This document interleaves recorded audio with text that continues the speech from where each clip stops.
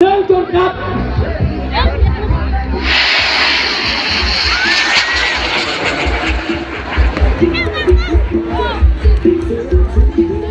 สวยงามมากสวยงามมากบ้านเรา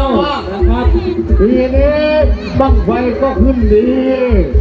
ทำไมจะได้เป็นนายอำเภอแล้วนะครับบั้งไฟขึ้นช่วงชัชวาลนะครับท่านประหลัดในกิรพรจะต้องขยับขึ้นอีกแน่ๆนะครับขยับขึ้นอีกแน่ๆนะครับท่าน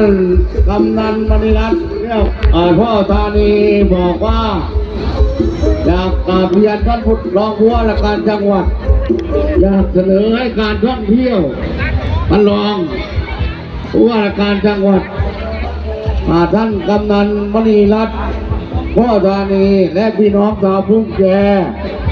อยากจะนำเรียนท่านรองผู้ว่าราชการจังหวัดว่าปีหน้าขอการท่องเที่ยวแห่งประเทศไทยหรือว่าการท่องเที่ยวนครพนมลงมาดู